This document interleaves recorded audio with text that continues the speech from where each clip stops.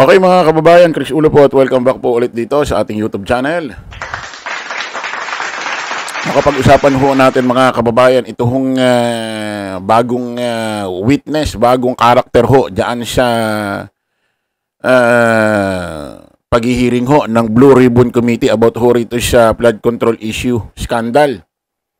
Na si Orly na kung saan bit-bit ho ito ni Bit-bit ho ito ni Senador Attorney Marcoleta.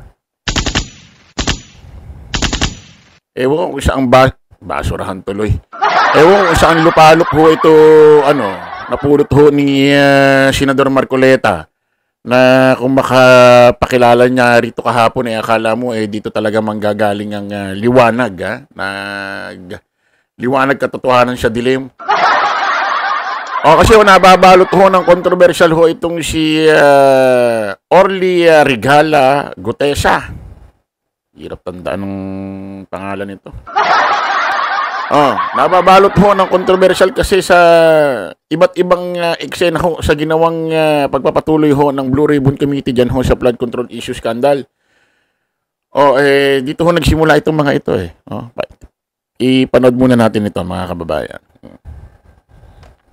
Anim na malita ang dala niya sa bahay ni Congressman Saldico sa Valle Verde 6. Pagkatapos mabilang, isinakay namin sa mga sakyan patungo sa Horizon Residence sa Taguig. At dumiretso kami sa basement upang may baba ang nasabing basura. Bago ibaba ang nasabing basura, merong napuputol sa binabasa mo Huwag kang magmadali. Huwag kang magmadali. Naputol na. Ulitin mo yung paragraph 20. Wala na akong, hindi ko makita na putol na siya. Ayan isa ho sa mga eksena na pinagtawanan ho ng mga netizen.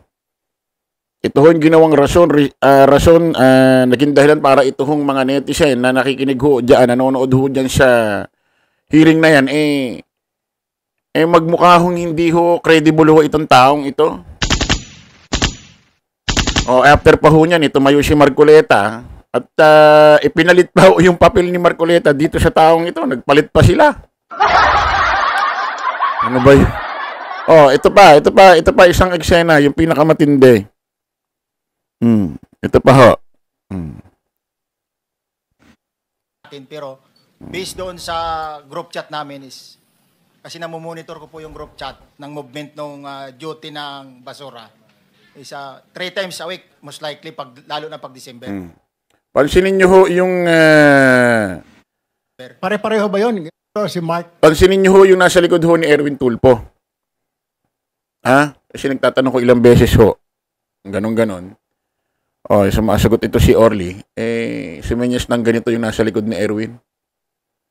Isang matinding issue, matinding pinag-uusapan, skandal, bilyon-bilyon ho ang pinag-uusapan dito. Bakit may kinakailangan may magganyan sa likod? Kung ang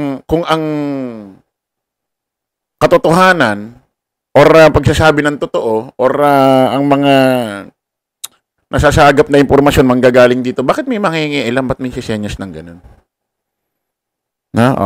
Play natin. Yes, Your Honor. Kasama ninyo si Paul o si Mark mag-deliver ng pera Yes, Your Honor. kay Speaker. Yes, Your Saan Honor. bahay po ito? Sa Doon sa 42 Forbes, Your Honor. 42 Forbes. Okay. Alright. Ilang beses po kayo mag-deliver doon sa 42 Forbes na sinasabi ninyo? Bakit po nilaman na bahay po ni Speaker yun? Sino po nagsabi? Based doon po sa pa-deliver ng i-deliver sa bahay ni Ito ho, tignan nyo ha. Sino nakakaalam? Si Paul at saka si Mark. Yes, Your Honor. So, dinadala po kayo doon sa bahay Yes, ni Your Honor. Speaker. Yes, Your Honor. Ilang beses po kayo nag-deliver ng pera po doon? Simula po nung pag-start ko doon ang actual ko pong deliver is 3 beses, Your Honor. 3 beses? Yes, Your Honor. Sa isang delivery, ilang maleta po ang dinideliver niyo doon sa 42 Forbes?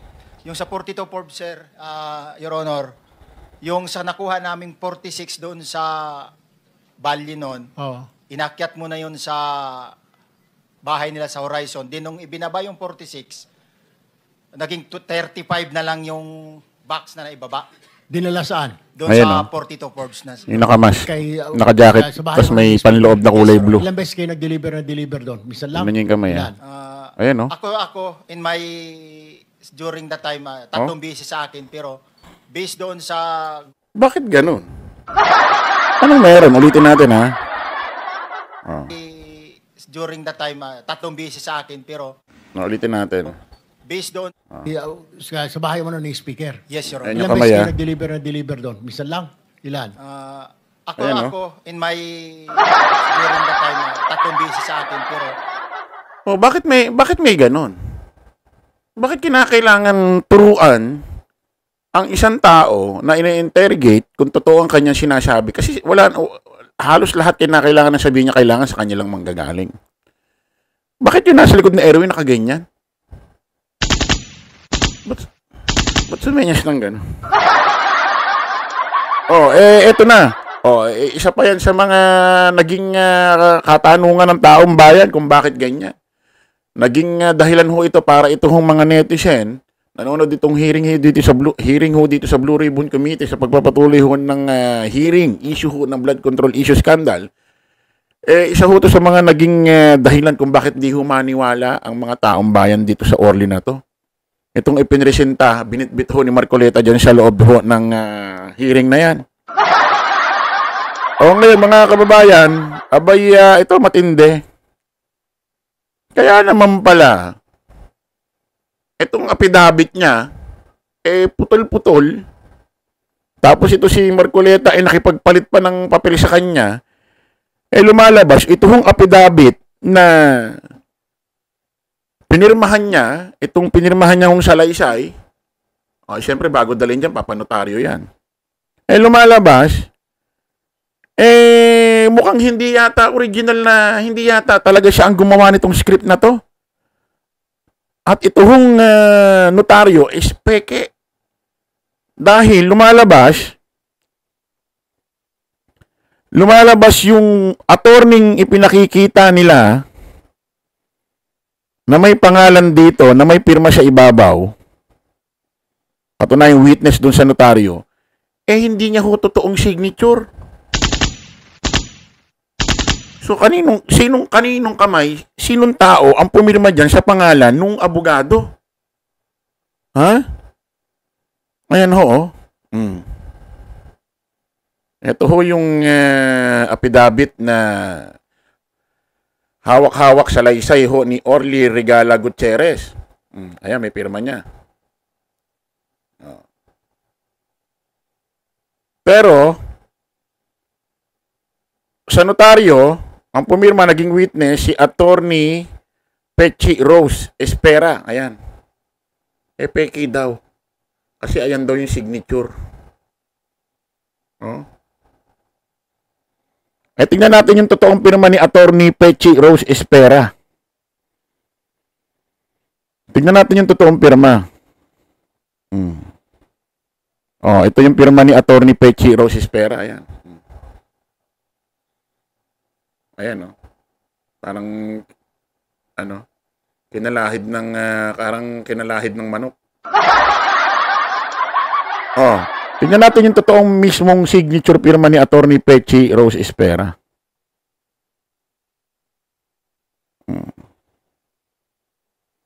Siya na ba yun?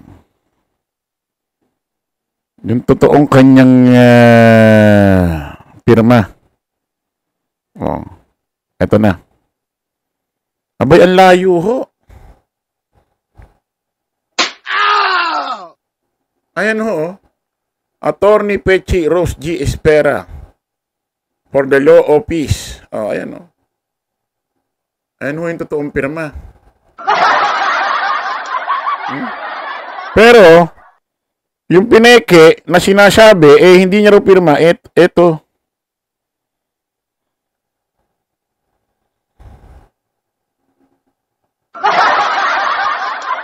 So, sobrang layo ho, mga kababayan.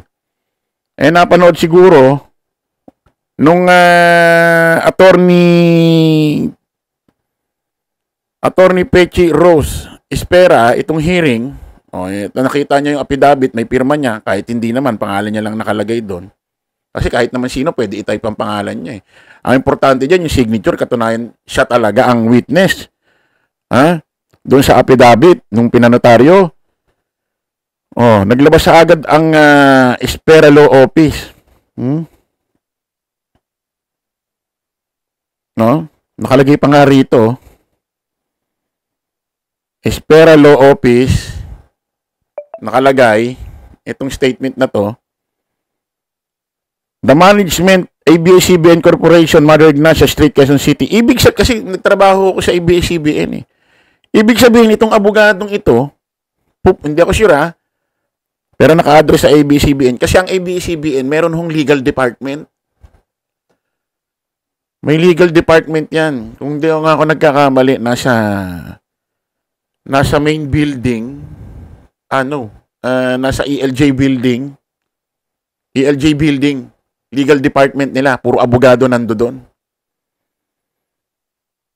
Ibig sabihin, baka itong abogadong ito, sa ABS-CBN pa yata nagtatrabaho. Bilang legal department. Ibig sabihin, mga abogado ng ABS-CBN ito. Kung di ako nagkakamali. Kaya tama nga. The Management ABS-CBN Corporation, Mother Ignacia Street, Quezon City, Metro Manila. Attention, Legal and Compliance Department. Mukhang doon nga galing talaga ito. Mukhang taga-ABS-CBN ito. Mukhang taga-legal department ito ng ABS-CBN ito, ng mga Lopezes.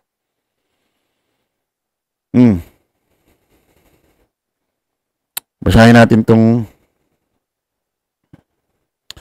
grabe kayo. Ayon kay Attorney Pechi Rose G. Espera, pineki raw ang kanyang pirma.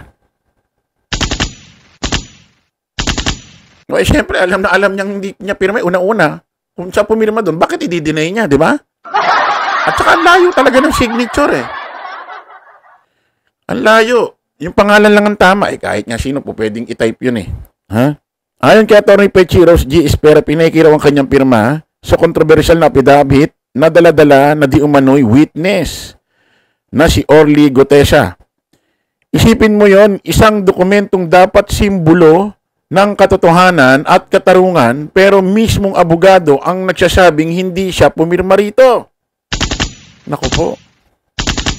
Hindi nagpatumpik-tumpik ang Espera Law Office at agad na naglabas ng matinding demand letter tanggalin ang pangalan ng abogada sa nasabing papel.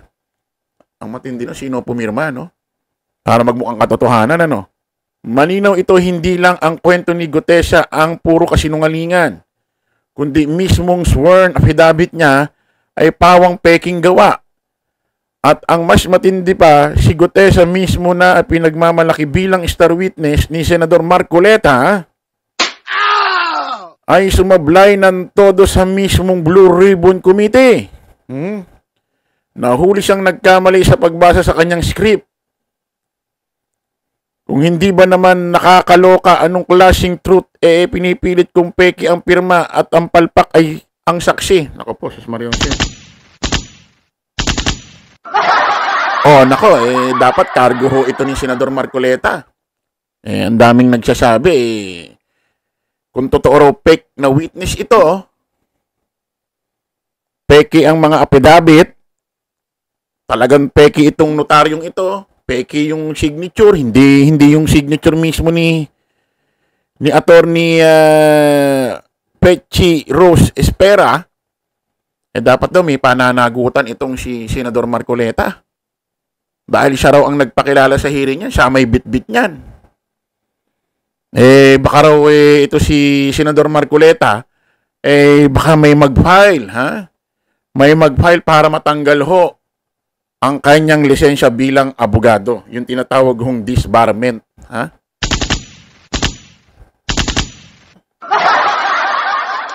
Dapat ito si, pagka-atin ito sa hearing, dapat ito, ipa-contempt na agad dito. Dapat ito, ipakulong nga agad ito. Talagang sa kulungan dapat dalhin itong hayop na ito. Sino ba ito? Mukhang si Pangulong Bongbong nanonood. Naku, mukhang nagalit. May paalala ho si Yusek. Pakinggan ho natin, panoorin natin. Muli, ang nais ng Pangulo, lahat po na magtetestigo, ay makumpleto po sana ang ebidensya dahil ito po ay magagamit kung masasampahan ng kaso sa korte. At dapat ayusin kung ano man ang kanilang mga salaysay. At katulad nga nito, napabalita rin po na yung mismo notaryo publiko ay sinasabing peke dahil hindi daw po niya ito ninotaryuhan. So kung may mga maliliit na bagay na ikaw ay nakakapagsinungaling, paano pa kung mas malaking bagay?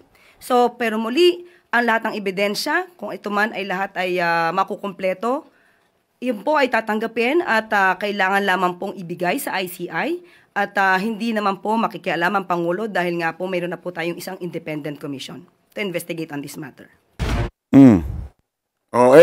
Nakakatawa pa nga niya sa huling affidavit pa ni Orly, yung peking witness. Sa huli nga sabi, humihiling daw siya ng proteksyon sa witness protection program. Maya-maya naman, nagyayabang naman, di niya na raw kailangan. At marunong daw siya maipagbarilan nung kausap siya ni Senador Bato. Ano ba ito? Ano bang klaseng utak to? Yun ang nasa affidavit niya eh. Yun yung nasa affidavit niya eh. Play natin. Dali natin sa dulo agad. Paglalahad na ito. Sa katotohanan na ang lahat ay nilagdaan ko, ang salaysay na ito ay kusang loob at walang anumang pamimilit at bunsod lamang ng hangarin matulungan ang ating bansa. Ito po ay nilagdaan ko. Matulungan ng... Your Honor. Thank you, Orly. Before you proceed, meron lang ako papakitang... Teka muna. Pakinggan natin yung 45 maleta para i-deliver Speaker Romualdez sa 42 McKinley Street. Tingnan muna natin yung Naka-detailed na close-in, backup, at advance party na nagkakaroon ng rotation. Sa huli, ako po ay nagnanais na mapasailalim sa Witness Protection Program dahil alam ko po na nanganib ang buhay ko at ang aking pamilya sa ginawa kong Inasabi niya rito, di ba? Narinig niyo, nagnanais daw siya sa Witness Protection Program. Pero nung nakaiba to na, magkukusap na sila ng bandang huli, iba na ho ang sinasabi niya. Iba na ho ang sinasabi niya kay Senador Bato de la Rosa. Ano natin ito, mga kababayan. Hindi niya na raw kailangan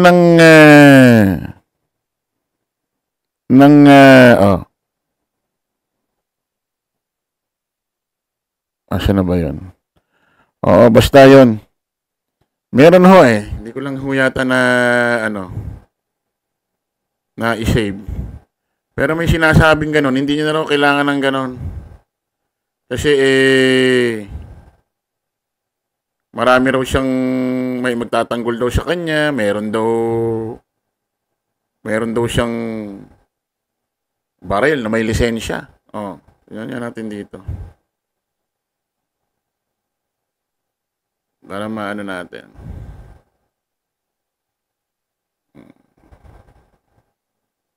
Makita pa natin. May baril ka ba? Ayan. May baril ka ba? Yes, Your Honor, may service firearms po ako. Meron ka? Yes, Your Honor. May permit to carry yan? Yes, Your Honor. Very good. So you can defend yourself pag merong interesado sa buhay mo? Yes, Your Honor, at hindi ko na kailangan yung witness protection, Your Honor. Kaya kong sarili ko. Yan ang Marines! Yan ang Marines! Paano yung... Ito pa. Pakinggan natin. Paano yung... meron kami ritong motion sana na koberan ka ng protective custody ng Senate. Baka makatulong sa'yo. Okay lang ba o ayaw mo rin yun? Ayaw ko rin, Your Honor, at ayaw ko nang maka-istorbo pa ng iba, Your Honor. Marines! Talagang... Kung talaga siya gumawa ng affidavit niya, At nakalagay dun sa dulo, nagnanais daw siya, humihiling siya ng kanyang proteksyon niya sa WPP, Witness Protection Program. Dahil delikado raw siya. Dapat hindi magbabago yon. Dapat hanggang dulo. Bakit after niya magbasa ng kung ano-anong affidavit, maya-maya, ilang minuto, ganito na ang kanyang stand. Hindi na raw niya kailangan. Ayaw niya raw makastorbo. Hindi niya na raw kailangan ng Witness Protection Program. Baka ayaw niya na mapunta ron sa loob. Katunayan ngayon, mga kababayan, meron siyang inihintay ho siya sa Department of Justice. Inihintay ho siya. Wala na. Hindi na ho hindi na ho